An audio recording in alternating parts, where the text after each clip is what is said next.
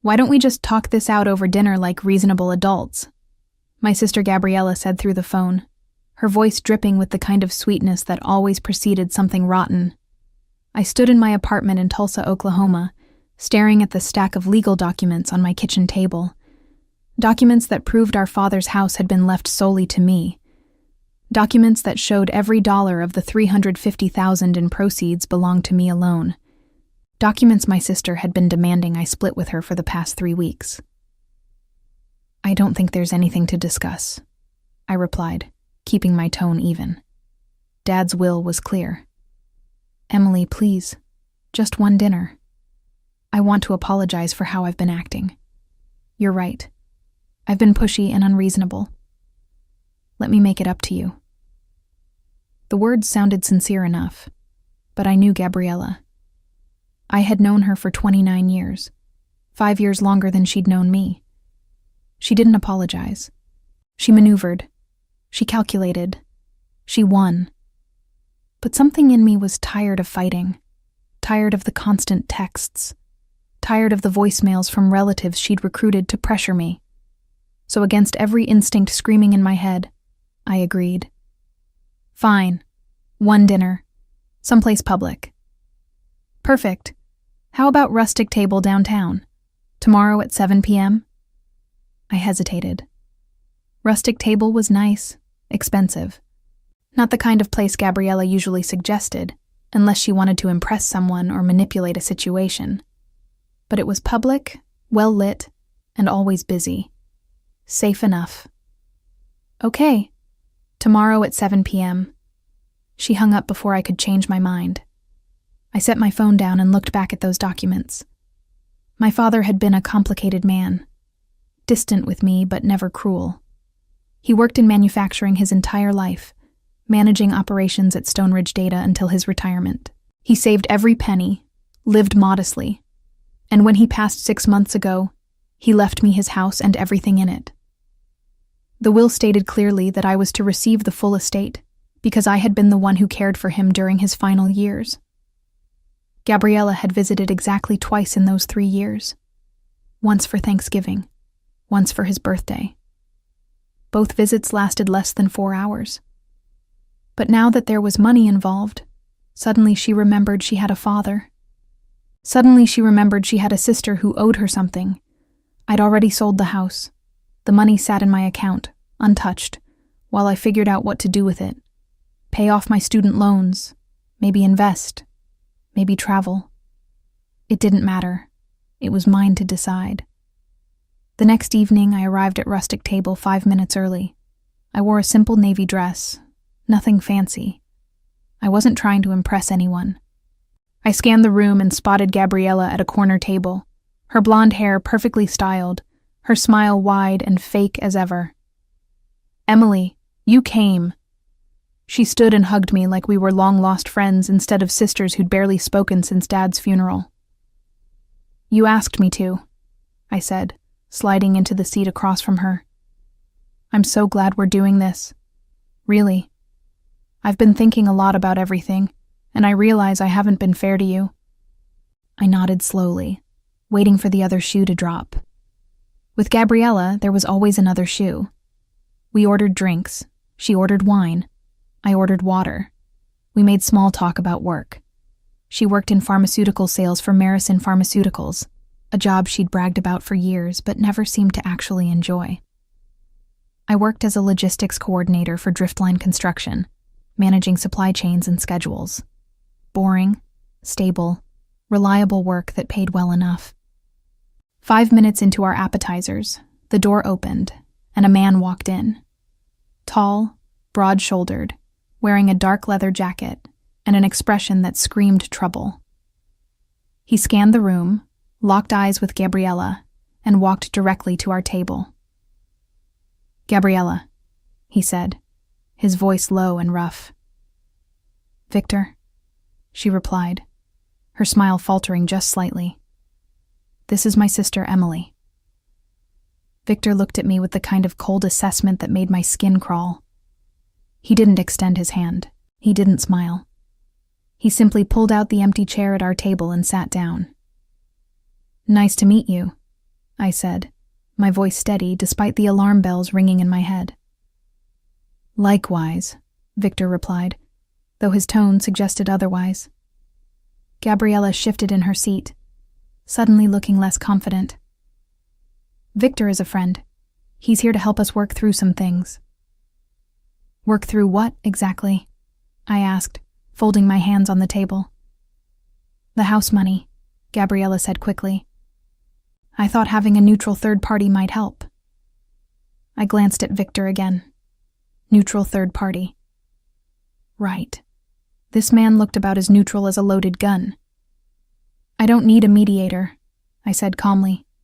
There's nothing to mediate. Dad's will was clear. Gabriella's smile tightened. Emily, please, don't be difficult. I'm not being difficult. I'm stating facts. Victor leaned back in his chair, his arms crossed. He didn't say anything, but his presence alone was meant to be a message, a threat, an implication that maybe I should reconsider my position. But here's the thing about me. I don't scare easily. I'd dealt with difficult contractors, aggressive clients, and tense negotiations in my job. I knew how to hold my ground. And I knew, without a doubt, that whatever game Gabriella was playing, I wasn't going to lose. So, I said, turning my attention fully to Victor. What exactly is your role here? He didn't answer immediately. He just stared at me, his jaw tight, his eyes unreadable. Gabriella jumped in. Victor is here to ensure we're all on the same page. That's all. And what page is that? She reached into her purse and pulled out a folded piece of paper. She slid it across the table toward me. I just need you to sign this. It's a simple agreement. We split the house proceeds 50-50, fair and square. I didn't touch the paper. I didn't even look at it. Fair would be following Dad's will, I said, which left everything to me. Emily, come on.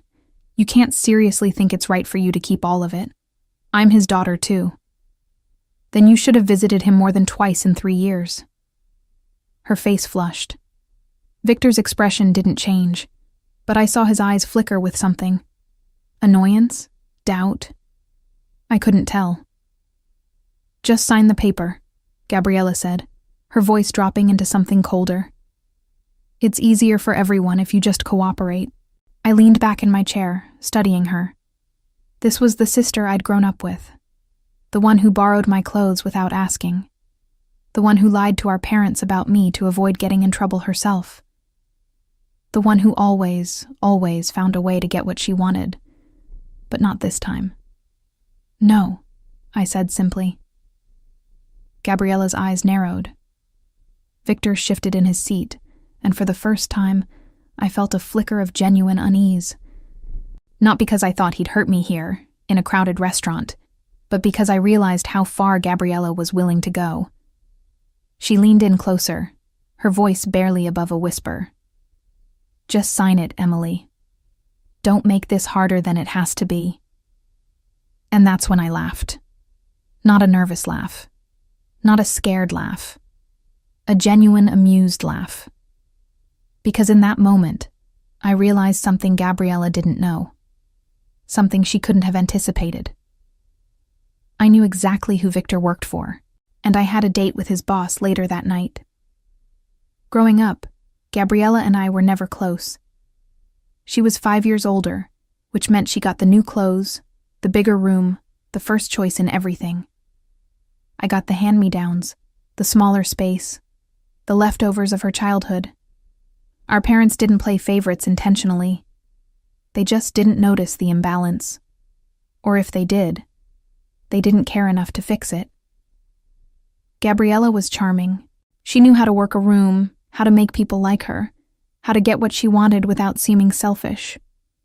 I was quieter, more practical, less interested in games and more interested in getting things done. It made us opposites in every way that mattered.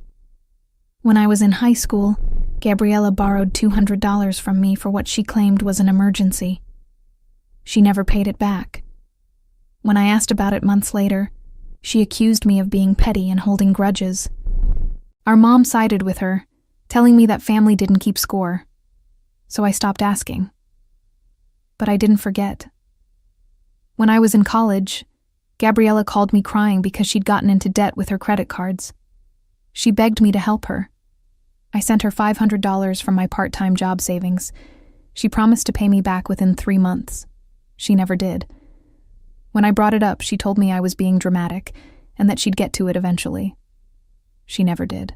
When Dad got sick 3 years ago, I moved back to Tulsa to take care of him. Gabriella stayed in Oklahoma City, 2 hours away, and visited twice in 3 years. She said she was too busy with work, too stressed with her own life.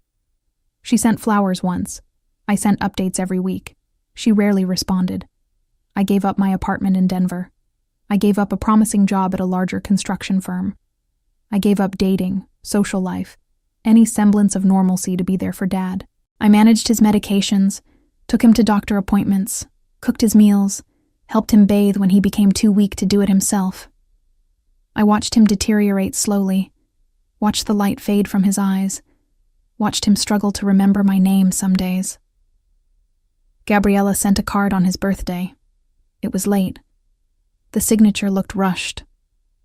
When Dad died, she showed up to the funeral in a designer dress and cried loudly enough for everyone to hear. People hugged her, told her how sorry they were, praised her for being so strong. I stood in the back, exhausted from months of caregiving, and watched her perform grief like it was a role in a play. And then the will was read. Everything to me. The house, the savings, the small investment accounts, all of it. The lawyer explained that Dad had been clear in his wishes. He wanted me to have it because I'd been there, because I'd sacrificed, because I'd cared. Gabriella's face went pale, then red, then cold. She didn't say anything that day, but 2 days later, the calls started.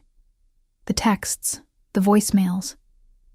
She demanded to know why I'd manipulated Dad, why I'd poisoned him against her, why I thought I deserved everything. I didn't respond at first. I thought maybe she'd calm down. Maybe she'd accept reality. But she didn't. She escalated. She called relatives and told them I'd stolen her inheritance.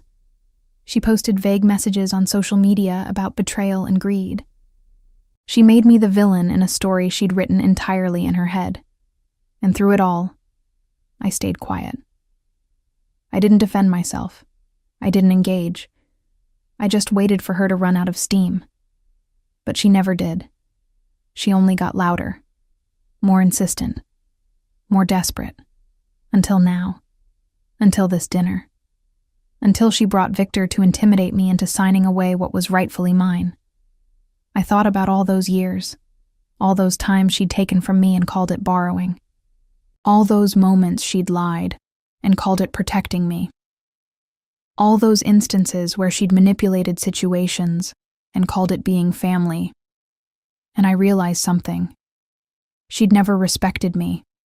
She'd never seen me as an equal. She'd always viewed me as someone she could control. Someone she could push around. Someone who would eventually give in because that's what I'd always done before. But not this time. Not with this. Not when Dad had trusted me enough to leave me everything. Not when I'd earned it by being there when no one else was. So when Gabriella leaned in and whispered, "Just sign it, Emily. Don't make this harder than it has to be," I didn't flinch. I didn't waver. I didn't even blink. Because I'd spent my whole life letting her win, and I was done. Victor's presence at the table was supposed to rattle me. I could see it in the way Gabriella kept glancing at him, waiting for him to do something, say something, anything that would tip the scales in her favor. But he just sat there, silent and watchful, like a guard dog waiting for a command. And the longer he stayed quiet, the more I realized something was off. He wasn't engaged. He wasn't interested. He looked almost uncomfortable. I leaned forward, resting my elbows on the table, and looked directly at Gabriella. "Let me ask you something. Does Victor know why he's really here? Her eyes widened just a fraction. What are you talking about? Does he know you lied to him? That you told him some story to get him to show up and intimidate me? Because I'm guessing whatever you told him isn't the whole truth. Victor's gaze shifted to Gabriella. What's she talking about? Gabriella laughed nervously. Nothing. She's just trying to confuse things. Am I? I turned to Victor. What did she tell you? That I stole money from her? That I owe her something? That she just needs a little help, getting what's rightfully hers? His jaw tightened. He didn't answer, but I could see the doubt creeping into his expression. Gabriella had underestimated me, but she'd also underestimated him. He wasn't stupid. He knew when he was being played. Emily, stop, Gabriella said, her voice sharp. You're making this worse. Worse for who? I asked, my tone calm but firm. Because from where I'm sitting, you're the one who brought a stranger to a family dinner to pressure me into signing a document that has no legal standing. You're the one who's been harassing me for weeks. You're the one who can't accept that Dad made a choice you don't like, but a choice nonetheless. Gabriella's face flushed. You don't understand. You never understand. You think you're so perfect, so responsible, so deserving. But you're not. You manipulated him. You isolated him. You made him think I didn't care. I didn't have to make him think anything, I said quietly. You showed him exactly who you were. The words hung in the air, heavy and undeniable. Victor shifted uncomfortably. Gabriella's hands clenched into fists on the table. And then I smiled. Because I realized she truly believed intimidation would work on me. She truly thought that bringing Victor, a man I didn't know, to this dinner would scare me into compliance. She truly thought I was still the little sister who handed over money without question, who let things go to keep the peace, who bent and bent until there was nothing left to give. But I wasn't that person anymore, and it was time she learned that. So, what exactly is it you want me to sign? I asked, my voice steady as I looked at the folded paper still sitting untouched on the table. Gabriella's eyes lit up with a flicker of hope, as if she thought I might actually be considering it. It's just a simple agreement, a document that says we're splitting the house proceeds evenly, 50-50, fair and square. Fair, I repeated, letting the word hang there. You keep using that word like it means something different than what it actually means. Emily, come on, don't be like this. Be like what? Reasonable? Because I think I'm being incredibly reasonable by not throwing my drink in your face right now. Victor shifted in his seat again. I caught the movement out of the corner of my eye. He was watching Gabriella now, not me, and his expression had changed. The cold detachment was gone. Now, he just looked annoyed. Look, Gabriella said, her voice taking on that pleading tone she used when she wanted something. I know I haven't been the best sister. I know I should have been there more when Dad was sick. But I'm here now. And I need this money, Emily. I really need it. Need it for what? I asked. Your new car? Your designer handbags? Your weekend trips to Dallas? Her face flushed. That's not fair. No. What's not fair is you showing up after 3 years of nothing and demanding half of everything Dad left me. What's not fair is you lying to relatives and making me out to be some kind of villain. What's not fair is you bringing this man to intimidate me into signing away what's legally and morally mine. I didn't bring him to intimidate you, she said quickly, though her eyes betrayed the lie. I brought him to mediate. Mediate, I said flatly. Does he have a law degree I don't know about? Victor spoke for the first time in several minutes. I'm not a lawyer. Then what are you? I asked, turning my full attention to him. He hesitated. Gabriella jumped in before he could answer. He's a friend, someone who understands difficult situations. A friend, I repeated. Gabriella, you don't have friends. You have people you use. Her mouth opened, then closed. For once, she didn't have a quick comeback. I leaned back in my chair, crossing my arms. Let me guess. You told him some sob story about how your terrible sister stole your inheritance. How you're broke and desperate and just need a little help getting what's rightfully yours. And you probably promised him something in return. Money, maybe. Or a favor. Something to make it worth his time to sit here and glare at me. Victor's jaw tightened. Bingo. That's not what happened, Gabriella said, but her voice lacked conviction. Then what did happen? I pressed. What exactly did you tell him? She didn't answer. She just looked at Victor, her eyes pleading with him to back her up. But he didn't. He just sat there, stone-faced, clearly reevaluating every decision that had led him to this table. I pulled out my phone and set it on the table in front of me. You know what? Let's call the lawyer who handled Dad's estate. Let's have him explain to Victor here exactly what the will said, exactly who's entitled to what. Would that help clear things up? Emily, don't, Gabriella said quickly. There's no need for that. Why not? If you're so confident that you deserve half, then let's get a legal opinion. Right here, right now. She looked panicked. Her eyes darted around the restaurant like she was searching for an escape route. And that's when I knew for certain that she'd lied to Victor, that whatever story she'd fed him to get him here didn't match reality. And now she was trapped. Everyone agreed, she said suddenly, her voice rising slightly. Mom agreed. Aunt Beverly agreed. Everyone thinks we should split it. Mom's been dead for 4 years, I said coldly. And Aunt Beverly hasn't spoken to either of us since Dad's funeral, so who exactly is everyone? She didn't answer. I turned to Victor. Do you see what's happening here? Do you see how she's lying? She brought you here under false pretenses. Whatever she told you, it wasn't the truth. His expression darkened. What did you tell me, Gabriella? I told you the truth, she said quickly. I told you my sister was keeping money that should be split between us. That's the truth. No, I said firmly. That's a lie. The truth is that our father left me everything because I was the one who took care of him.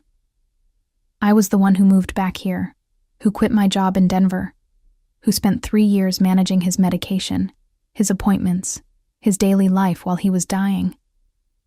Gabriella visited twice in 3 years, and now she wants half of what he left me because she thinks showing up to his funeral entitles her to something. Victor's gaze stayed locked on Gabriella. You told me she stole from you. She did, Gabriella insisted, though her voice wavered. She manipulated him. She isolated him. She turned him against me. I didn't have to turn him against you, I said quietly. You did that all on your own by not showing up. Silence settled over the table. Other diners were starting to glance our way, drawn by the tension radiating from our corner. The server who'd brought our appetizers earlier hovered near the bar, clearly unsure whether to approach. I could see Victor processing everything. Could see the doubt crystallizing into certainty. Could see him realizing that Gabriella had played him. And from the look on his face, he didn't appreciate being played. I tried calling you, Gabriella said, her voice desperate now. I tried reaching out to Dad. He never answered. He never returned my calls. Because you called twice, I said. Twice in 3 years. Both times asking for money. Not to see how he was doing. Not to offer help. Just to ask for a loan you had no intention of paying back. Her face went white. Victor stood abruptly. I'm done here, he said, his voice flat. Wait, Gabriella said, reaching for Victor's arm. Please, we had a deal. We had a deal based on information that's clearly not accurate, he said, shaking her off. You lied to me. You wasted my time. And you dragged me into something that's none of my business. Victor, please. I'll pay you double. I just need her to sign this." He looked down at her with something close to disgust. "You don't have the money to pay me anything. I checked. You're broke, Gabriella. Whatever you promised me, you can't deliver." Her face went pale. "How do you know that?" "Because I do my research before I agree to anything," he said flatly. "Unlike you, apparently." He walked away without another word, leaving Gabriella and me alone at the table. She stared after him, her mouth hanging open, her carefully constructed plan crumbling in real time. I picked up my water glass and took a sip, letting the moment stretch. "Well, that went well." She whipped her head around to glare at me. "You ruined everything." "I didn't ruin anything," I said calmly. "You did. The moment you thought you could intimidate me into signing away my inheritance. I wasn't trying to intimidate you. I was trying to get what's fair." For the last time, Gabriella. What's fair is what Dad decided. Not what you want. Not what you think you deserve. What he chose to give me because I earned it." She slammed her hand on the table, drawing more stares from nearby tables. "You think you're so smart. You think you've won, but you haven't. I'm not done with this. I'm not done with you." "Yes, you are," I said, meeting her gaze. "Because there's nothing left to fight about. The will is final. The house is sold. The money is in my account, and no amount of scheming or lying or bringing scary men to dinner is going to change that." She stood, grabbing her purse. "You're going to regret this." "I doubt it," I said. "But you're definitely going to regret the choices you've made." She stormed out of the restaurant, nearly knocking into a server on her way. I sat there for another moment, letting my heart rate settle, letting the adrenaline drain away. And then I picked up the folded paper she'd left behind. I opened it and scanned the contents. It was exactly what I'd expected. A hastily drafted agreement with no legal standing, full of vague language designed to trick me into signing away my rights. I folded it back up and slipped it into my purse. Evidence in case I ever needed it. The server approached cautiously. "Is everything okay?" "Everything's fine," I said, handing her my credit card. "Just a family disagreement. Nothing to worry about." She nodded, clearly relieved, and took the card to process the bill. I sat there alone, surrounded by the quiet hum of conversation and clinking silverware, and allowed myself a small smile. Victor hadn't gone far. I spotted him outside the restaurant as I left, leaning against the wall, smoking a cigarette. He looked up as I approached, his expression unreadable. "You handled that better than I expected," he said. "Thanks, I think," I replied, stopping a few feet away. For what it's worth, I didn't know she was lying. Not completely, anyway. She made it sound like you two had an agreement and you were backing out. "That's her specialty," I said, making herself look like the victim. He took a drag from his cigarette, exhaling slowly. "She still owes me money." "Good luck collecting," I said. "She's broke." "Yeah, I figured that out." He flicked the cigarette away and straightened. "You know who I work for?" "I have a pretty good idea," I said carefully. "Then you know I don't usually get involved in family squabbles. This was a favor for someone who knows someone. But I'm not doing her any more favors." "Glad to hear it," I said. He studied me for a moment, then nodded. "You're tougher than you look." "I get that a lot." He walked away without another word, disappearing into the evening crowd. I stood there for a moment, processing everything that had just happened. And then I pulled out my phone and checked my messages. There was one from earlier that day, from someone named Alexander.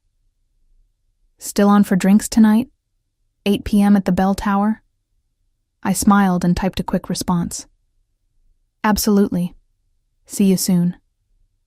Alexander and I had met 3 weeks ago at a work conference in Oklahoma City.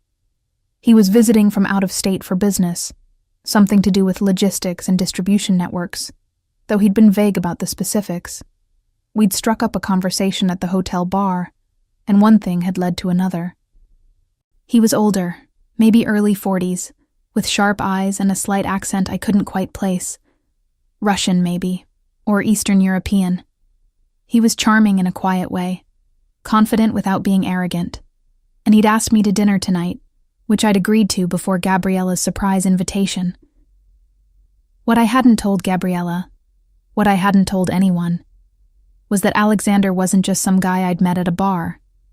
He was someone important, someone connected, someone who, I'd learned through careful conversation and a bit of online research, had ties to people who operated in the shadows of legitimate business. People like Victor. And when Victor had walked into that restaurant tonight, I'd recognized him immediately. Not because I'd met him before, but because Alexander had mentioned him in passing during one of our conversations. Had warned me, in that subtle way of his, that some of his employees could be a little overzealous, that if I ever had trouble with anyone connected to his organization, I should let him know immediately. So when Gabriella brought Victor to intimidate me, she'd unknowingly brought someone who answered to the man I was dating, and that was going to make tonight's drinks very interesting. I left the restaurant and drove across town to the Bell Tower, a sleek rooftop bar with views of the Tulsa skyline. It was the kind of place where people went to impress clients or celebrate promotions. Expensive drinks, dim lighting, soft jazz playing in the background. Alexander was already there when I arrived, seated at a corner table with a glass of whiskey in front of him. He stood as I approached, his smile warm and genuine. "Emily," he said, pulling out my chair. "You look lovely." "Thank you," I said, sitting down. "Sorry I'm a few minutes late. I had an interesting dinner." "Interesting how?" he asked, settling back into his seat. "I'll tell you in a minute," I said, signaling the bartender. "But first I need a drink." He chuckled. "That kind of interesting. You have no idea." The bartender came over, and I ordered a glass of red wine. Alexander waited patiently, his fingers drumming lightly on the table, his eyes curious but not pushy. When the wine arrived, I took a sip and felt some of the tension from earlier start to melt away. And then I told him everything. The inheritance, Gabriella's harassment, the dinner, Victor's appearance, the confrontation, all of it. He listened without interrupting, his expression shifting from amused to concerned to something darker as I described Victor's role. "Victor," he said slowly when I finished. "Tall, broad shoulders, leather jacket." "That's him," I confirmed. His jaw tightened. "He works for me." "I know," I said, watching his reaction carefully. He set his glass down with deliberate care. "Did he threaten you?" "Not explicitly. He mostly just sat there and looked intimidating, but the intention was clear. Gabriella brought him to scare me into signing away my inheritance." Alexander's expression went cold, in a way I'd never seen before. The charming, easygoing man I'd been getting to know vanished, replaced by someone harder, someone dangerous. "That's unacceptable," he said, his voice low and controlled. "I handled it," I said quickly.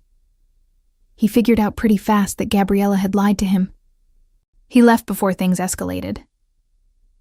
"That doesn't matter," Alexander said. "He had no business being there in the first place. He's not supposed to take side jobs without clearing them with me. And he's definitely not supposed to intimidate people connected to me." "Connected to you," I repeated. "Is that what I am?" His expression softened slightly. "If you want to be." I smiled despite myself. "I think I'd like that." He pulled out his phone and sent a quick text. "I'm pulling him from active assignments until we have a conversation about boundaries." "You don't have to do that for me," I said. "I'm not doing it for you," he replied. "I'm doing it because he crossed a line, and people who cross lines with me don't get second chances without consequences."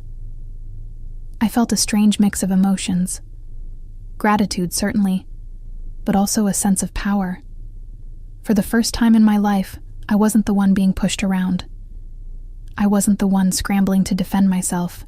I had someone in my corner who could make things happen, who could hold people accountable, who wouldn't let me be taken advantage of. And Gabriella had no idea. We spent the rest of the evening talking about lighter things. His business, my work, plans for the future. But underneath it all, I could feel the shift. The dynamic had changed. I wasn't just Emily, the quiet sister who always gave in. I was Emily, the woman who'd walked away from a confrontation with her head held high, who'd outsmarted her sister and exposed her lies, who'd found herself in a position of strength for once. And when Alexander walked me to my car at the end of the night, he kissed me gently on the cheek and said, "If your sister gives you any more trouble, let me know." "I will," I said. And I meant it. I woke up the next morning to 17 missed calls and 32 text messages, all from Gabriella. The messages ranged from angry to desperate to threatening. She accused me of sabotaging her, of humiliating her, of ruining her life. She demanded I call her back immediately. She insisted we needed to talk. She claimed I'd gone too far. I deleted every single message without responding. Then I got ready for work, made coffee, and checked my email. There was one from the estate lawyer confirming that all paperwork related to Dad's house had been finalized. The sale was complete. The funds were officially and legally mine. There was no avenue for Gabriella to contest anything anymore. It was over. I allowed myself a moment of relief, a moment to breathe. And then I went about my day. At Driftline Construction, I managed back-to-back meetings about upcoming projects, coordinated with suppliers, and handled the usual chaos that came with keeping construction sites running smoothly. My boss, a gruff but fair man named Walter, pulled me aside during lunch. "Everything okay, Emily? You seem distracted." "Just some family stuff," I said. "Nothing I can't handle." "Family's always complicated," he said, nodding knowingly. "But if you need time off, just let me know." "Thanks, Walter. I appreciate it." At lunchtime, my phone rang again. This time it was a number I didn't recognize. I answered cautiously. "Hello."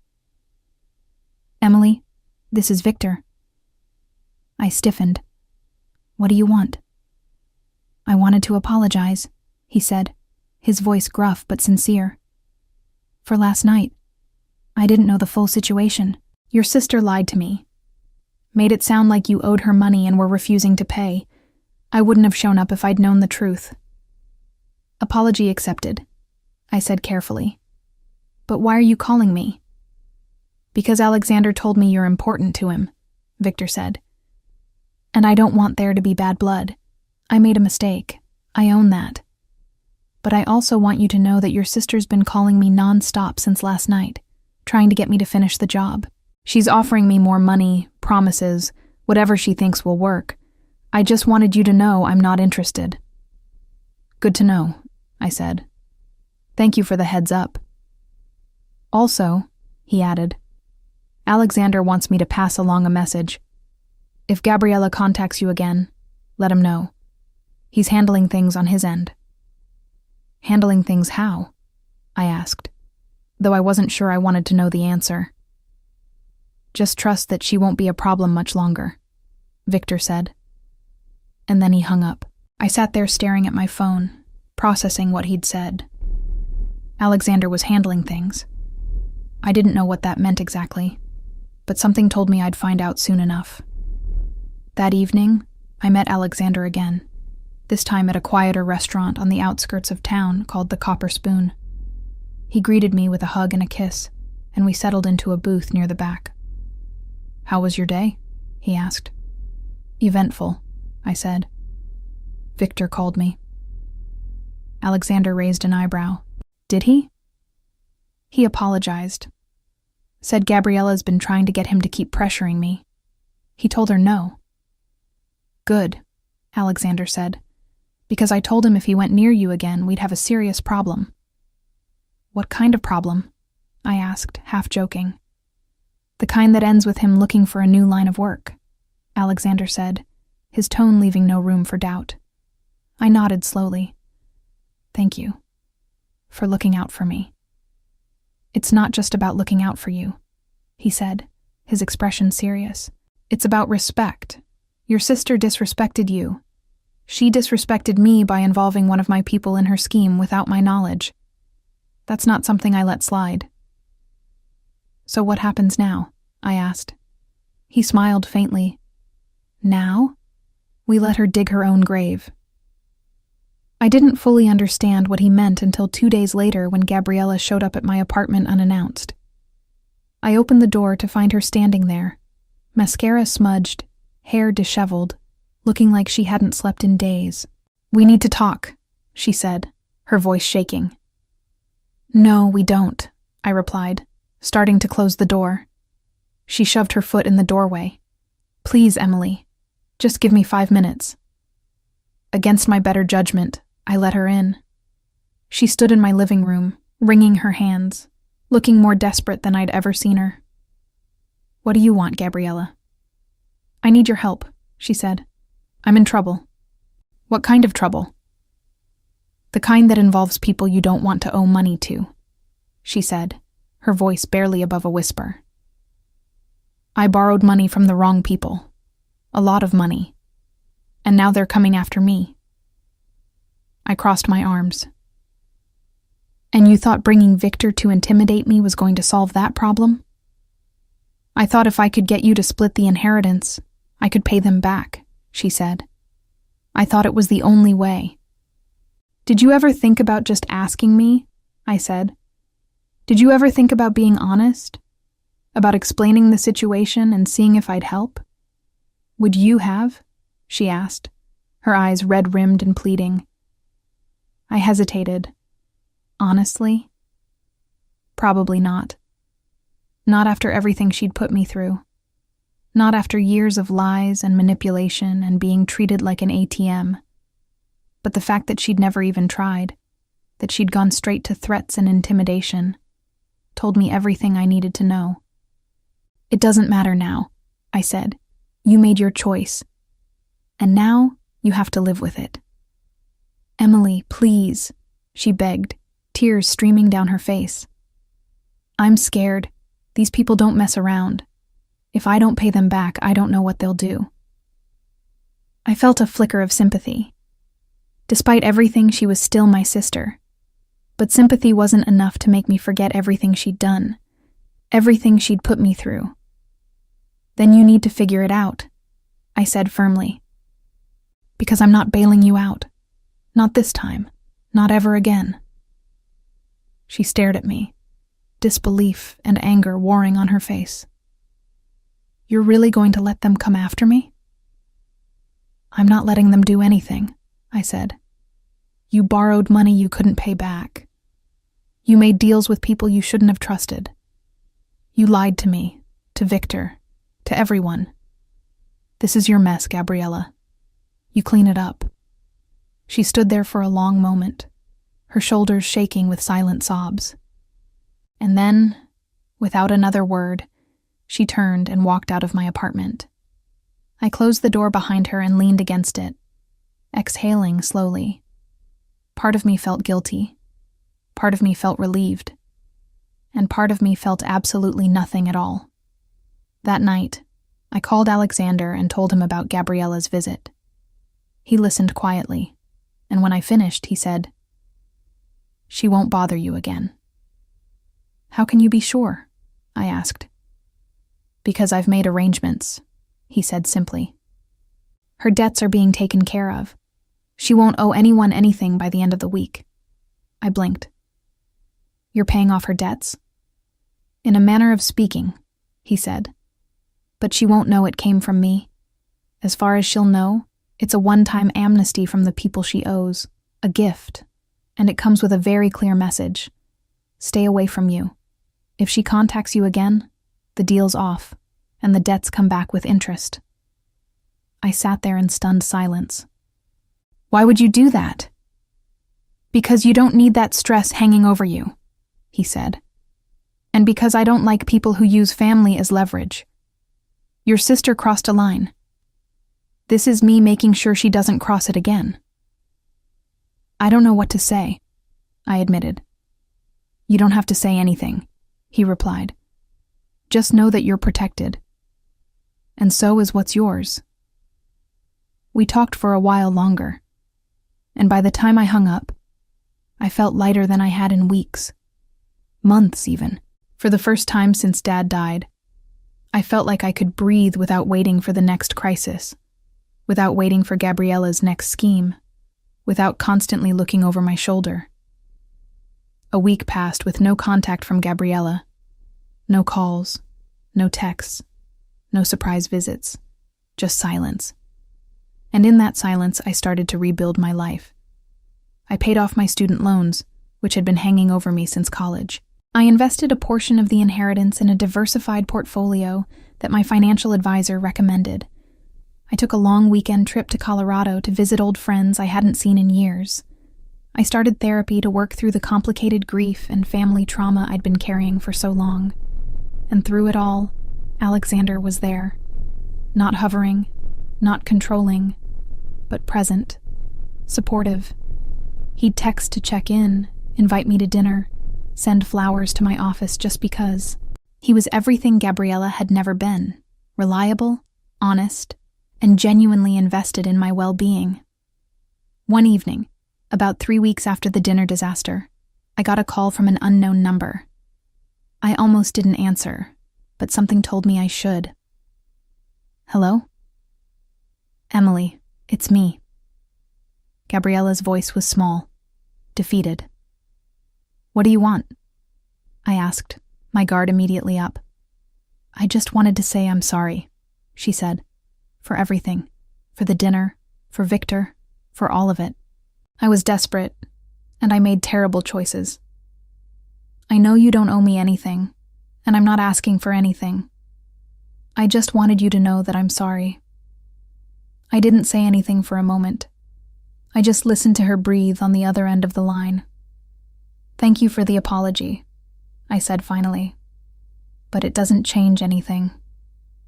I know, she said quietly. I just needed to say it. Gabriella, I hope you figure your life out. I really do. But I can't be part of it anymore. I can't keep being the person you turn to when things go wrong. I can't keep being your safety net. I need to focus on my own life now. I understand, she said. Goodbye, Emily. Goodbye, Gabriella. I hung up and sat there for a long time, staring at my phone. And then I deleted her number. Not out of anger, not out of spite, just out of necessity, because holding on to her, to the hope that she'd change, to the idea that we could somehow have a normal sibling relationship, was only hurting me. And I was done hurting myself for other people. A month later, I learned through a mutual acquaintance that Gabriella had moved to Austin, Texas.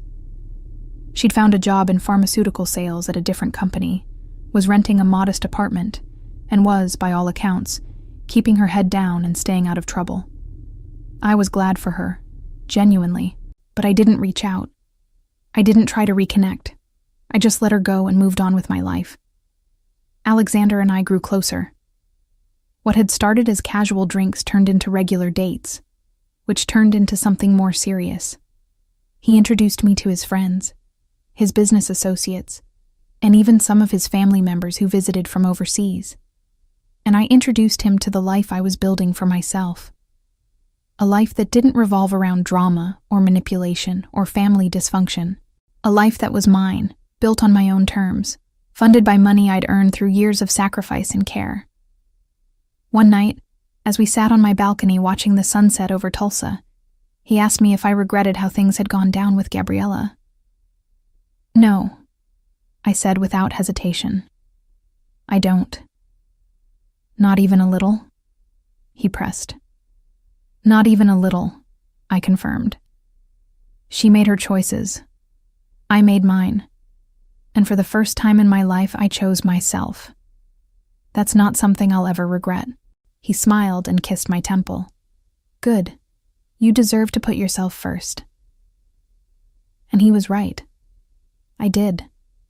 I thought about that dinner at Rustic Table often. The moment Victor walked in. The moment Gabriella tried to intimidate me into signing that paper.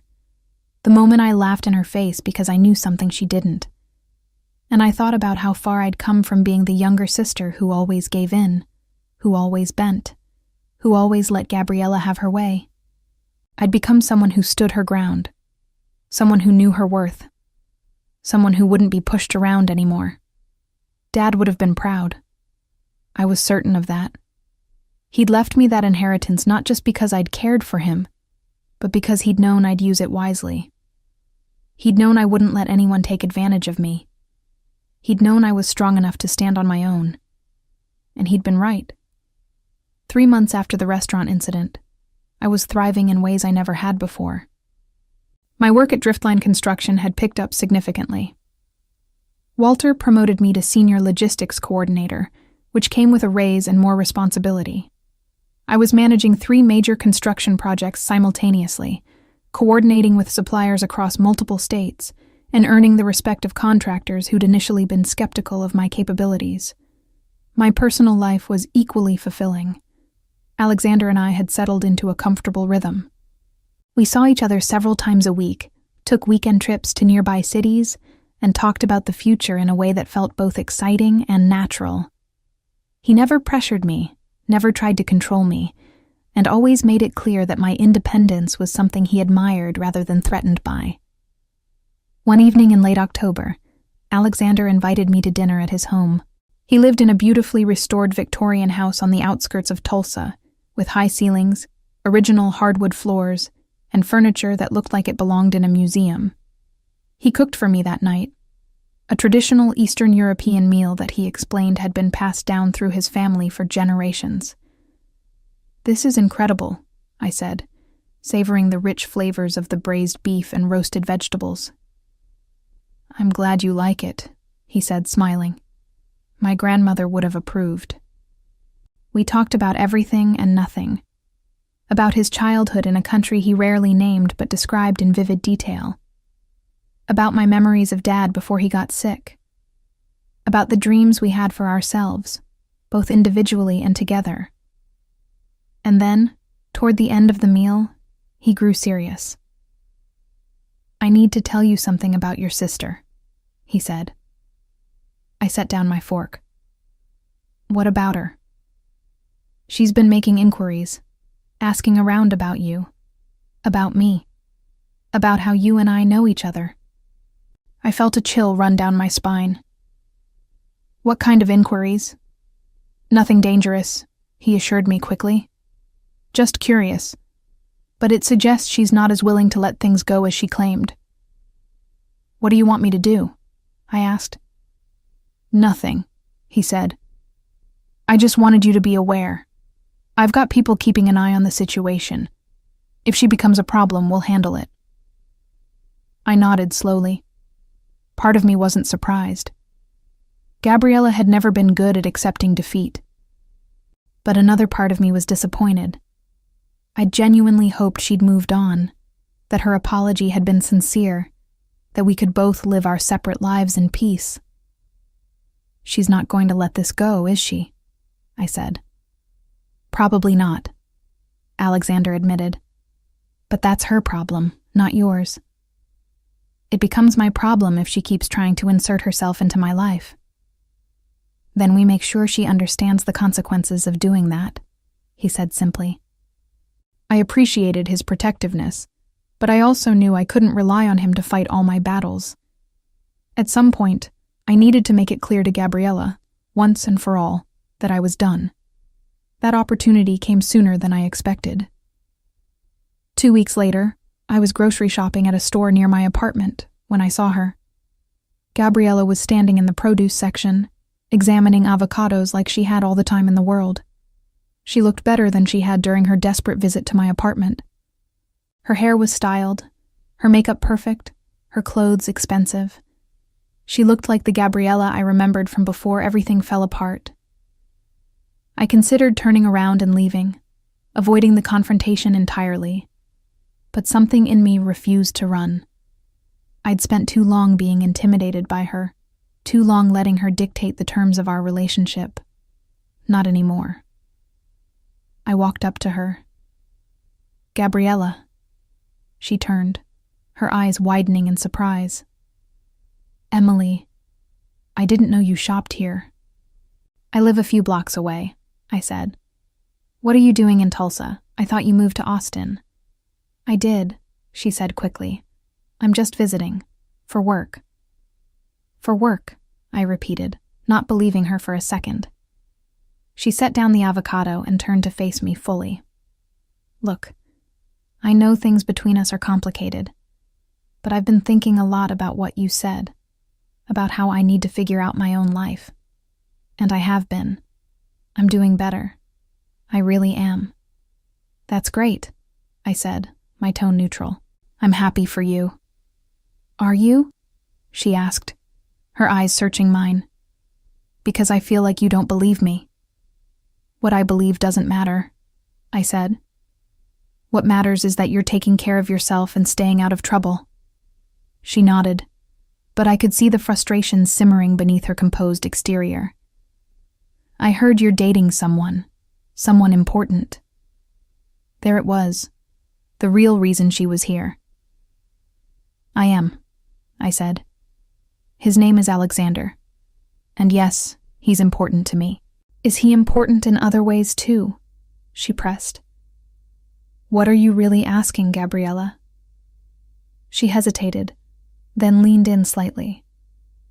"I'm asking if the guy you're dating is the reason Victor backed off, if he's the reason my debts mysteriously disappeared." I held her gaze. "If someone helped you out of a bad situation, maybe you should be grateful instead of digging for information you don't need." "I just want to understand what's going on," she said. "What's going on is that you got a second chance," I said firmly. "Don't waste it by making the same mistakes again." Gabriella's expression hardened. "You think you're so smart now, don't you? You think because you have some powerful boyfriend that you're untouchable." "I think I'm finally standing up for myself," I said. "Something I should have done a long time ago." "You've always been weak, Emily. Always letting people walk all over you. And now you think one inheritance and one relationship changes who you are?" Her words were designed to hurt, to cut through my newfound confidence and drag me back to the insecure woman I used to be. But they didn't work. Because I wasn't that woman anymore. "You're right," I said calmly. "I used to let people walk all over me, especially you. But I'm done with that. I'm done letting you take from me. I'm done letting you make me feel guilty for setting boundaries. And I'm done pretending we have some sisterly bond that justifies the way you've treated me." "So that's it?" she said, her voice rising. "You're just going to cut me out of your life completely?" "You cut yourself out," I said. "The moment you brought Victor to that restaurant. The moment you tried to intimidate me into signing away what was rightfully mine. The moment you chose manipulation over honesty. I was desperate. And I've been desperate too," I shot back. "Desperate for you to treat me with even a fraction of the respect I deserved. Desperate for you to acknowledge all the times I helped you, supported you, gave you money I couldn't afford to lose. But you never did. You just took, and never once said thank you." People were starting to stare. Other shoppers were slowing down, pretending to examine products while clearly eavesdropping on our conversation. I didn't care. Let them hear. Let them see Gabriella for who she really was. "I'm sorry, okay?" she said, her voice breaking. "I'm sorry for all of it. I'm sorry I wasn't there for Dad. I'm sorry I treated you badly. I'm sorry I tried to force you to give me money. I'm sorry for everything." "Sorry isn't enough," I said quietly. "Sorry doesn't undo years of hurt. Sorry doesn't erase the lies or the manipulation. Sorry is just a word, Gabriella. And you've said it before without ever meaning it." She wiped at her eyes, smudging her perfect makeup. "So what do you want from me?" "Nothing," I said. "I don't want anything from you." I just want you to leave me alone. Let me live my life. Let me be happy. Stop trying to insert yourself back in when you've made it clear you only care about what I can give you."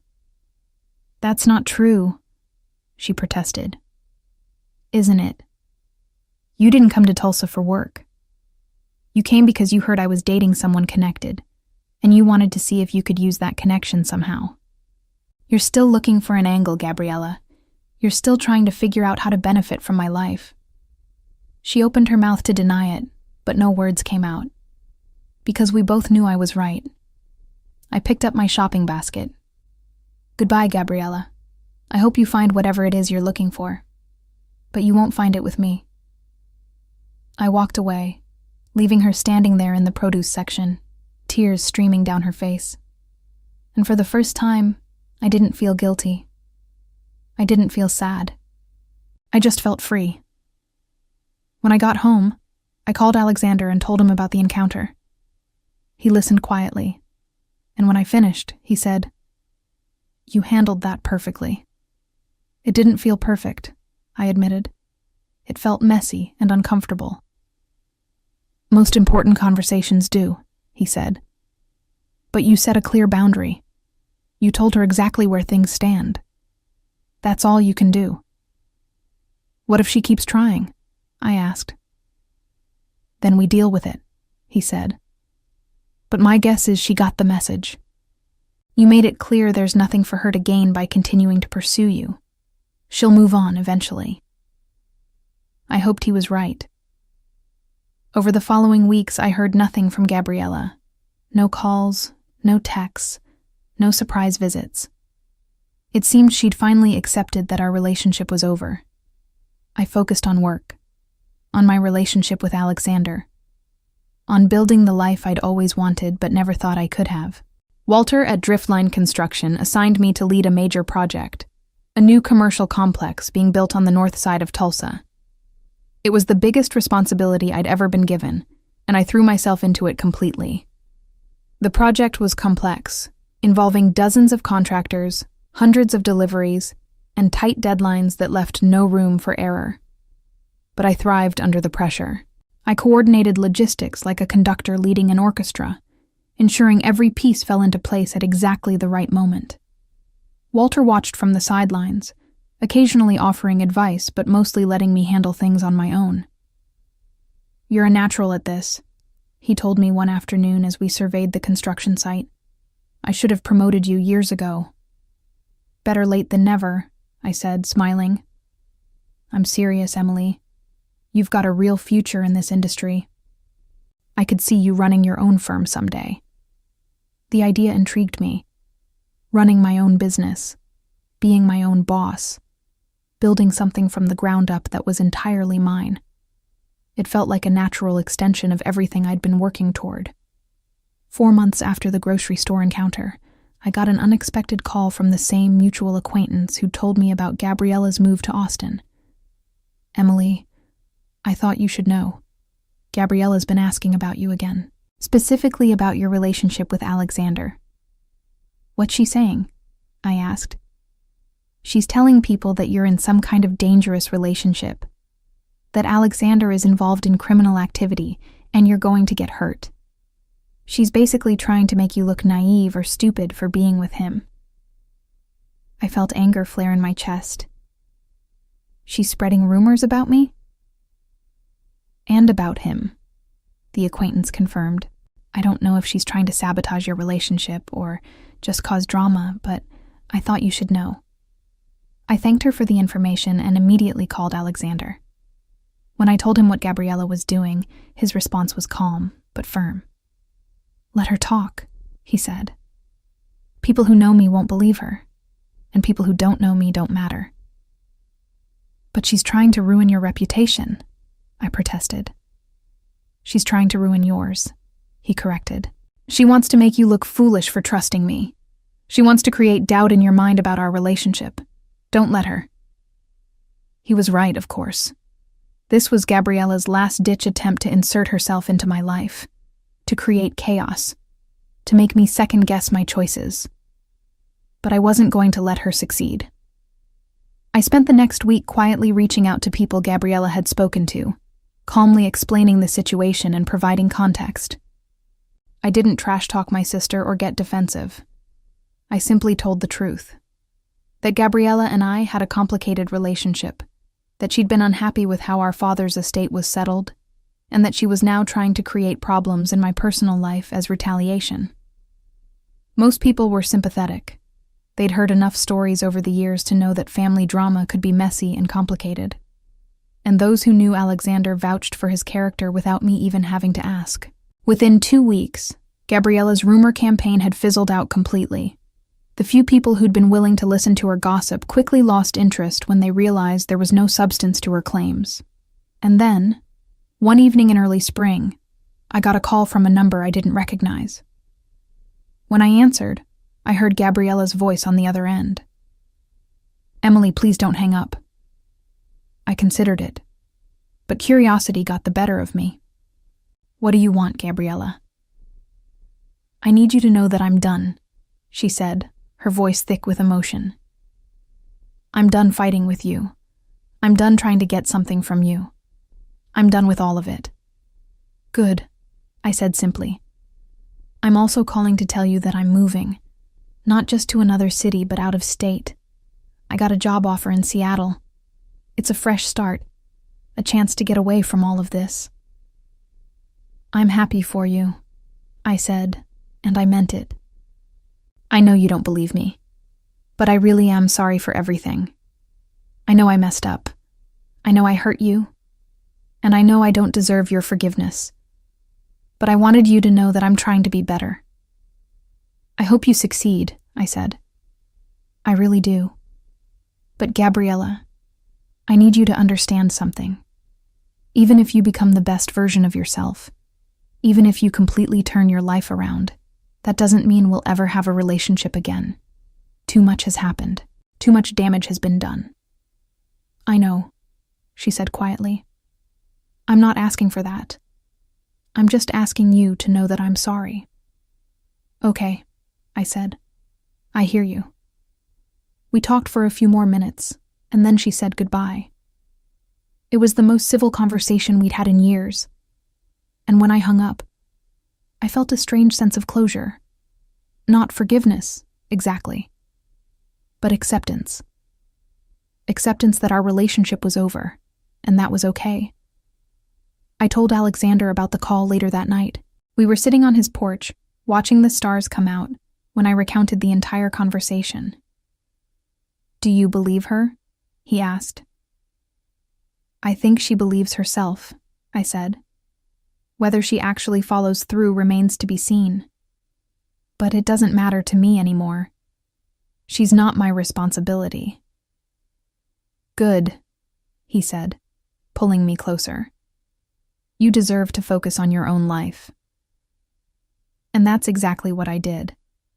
Over the next year, my life continued to improve in ways I'd never imagined. The commercial complex project was completed on time and under budget, earning me recognition throughout the industry. Walter made good on his promise to help me launch my own logistics consulting firm, and within 6 months, I had 3 major clients and a growing reputation for excellence. Alexander and I got engaged on a rainy evening in November. He proposed in his living room with no fanfare or elaborate setup. Just the two of us, a simple ring, and a question that I answered without hesitation. We married the following spring in a small ceremony with close friends and family. His family, not mine. Gabriella wasn't invited, and I didn't feel even a twinge of guilt about it. This was my day, my life, my choice. Looking back on everything that had happened, I realized that the moment I laughed at that restaurant table wasn't just defiance. It was the beginning of a new version of myself, a version who knew her worth, a version who wouldn't be pushed around, a version who chose her own happiness over maintaining peace with people who didn't deserve it. Years later, I heard through a friend of a friend that Gabriella had indeed moved to Seattle. She'd struggled at first, facing financial difficulties and professional setbacks, but eventually, she found stable work and began rebuilding her life. She dated a few people, none seriously, and by all accounts, she'd become more humble, more careful, more aware of the consequences of her actions. But I never reached out, never sent a congratulations or checked in to see how she was doing. Some bridges once burned should stay burned. Some relationships once broken aren't meant to be repaired. And I was at peace with that. Gabriella paid for her manipulations in ways both large and small. The debts that Alexander had paid off came with strings attached, strings that ensured she could never approach me again without severe financial consequences. The rumors she'd spread about me and Alexander backfired spectacularly, damaging her own reputation among the people who'd once been willing to give her the benefit of the doubt.